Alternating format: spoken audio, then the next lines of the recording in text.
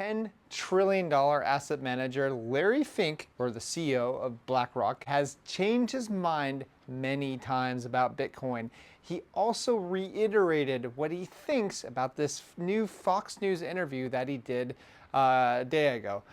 But first, before I get into that, please check us down below for our CT Club. You get to see what we are buying, what we are selling, what NFTs we are buying as this collapse or this capitulation that we're having in the NFT space is happening. Yes, we have bought and we are up in profit. So let's go back in history. Back in 2017, when Larry Fink said this. Fink calls Bitcoin an index of money laundering. Now, I've called that before. You've heard me say that.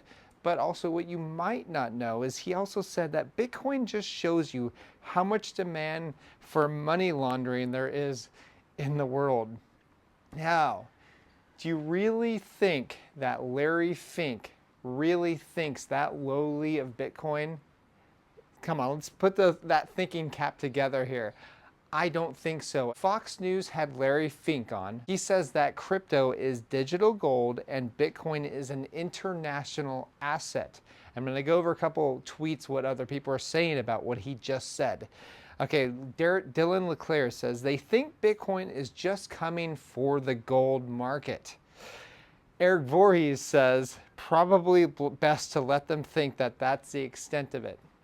Now, I agree with that statement. I think that he has no idea how powerful Bitcoin is, but I think he understands that Bitcoin is here to stay, okay? And that is why he's been hopping on the bandwagon for a long time. Tyler Winklevoss says, first they ignore you, then they laugh at you, then they join you. I don't agree with that because I think what is happening right now is that they've been buying up Bitcoin for a very long time. Remember back when Jamie Dimon from JP Morgan made fun of his daughter on national TV because she had been buying Bitcoin? He said that was a stupid investment. And then also what he said was, oh, I'm going to fire anybody in my staff that is trading Bitcoin because obviously they can't think.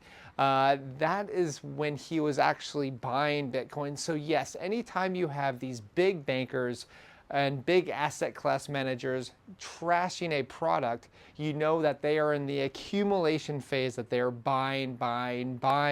So who knows how long Larry Fink has been actually buying Bitcoin or how long BlackRock has actually been buying Bitcoin, but I can guarantee you they've been buying Bitcoin for a very long time. That's just how they work. They trash the product, then they go for it. Now, here's what else he said on Fox News yesterday. He said, we work closely with regulators.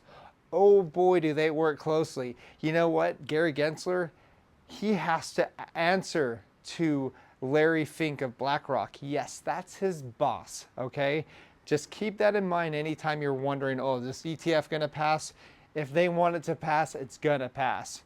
Next, we have AP Abacus on Twitter saying there remains a clear and growing consensus that BlackRock will receive the first Bitcoin spot ETF approval. So they think BlackRock is going to be the first one to get passed, the first Bitcoin ETF to get passed. But keep in mind that ARK, Cathie Wood, said that they had really just copied and pasted that proposal of the ETF just like BlackRock, okay? So they've done the exact same thing, but just a month earlier. So we're gonna have to see which one gets passed first, but guaranteed, the only one you're gonna hear about BlackRock, because they own the world and all the media stations. Now, here's what happened.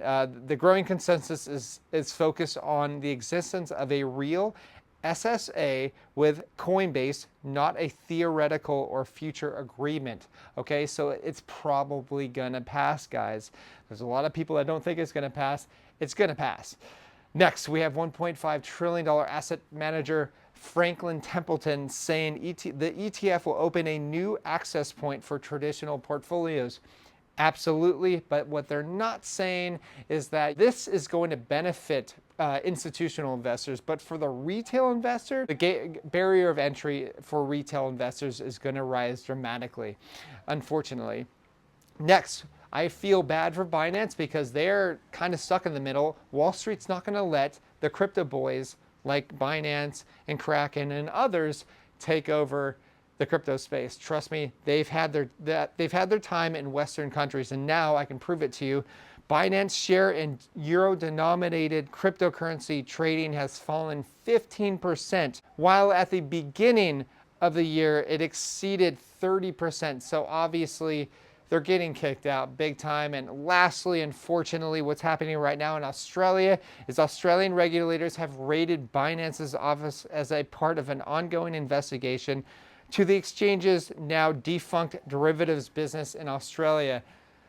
This is what happens. The big boys, the black suits, are pounding against the crypto boys, and they're just kicking them out, right? So Bitcoin or Binance is going to go to where it's treated best, probably in the UAE or somewhere else, and they're going to be much smaller. And that is why, if you're a CT Club member, you know that we sold our BNB, because that's what I felt was going to happen, and it looks like I'm right. Anyways, that's all I have. Please like and subscribe, and I will talk to you soon. Bye.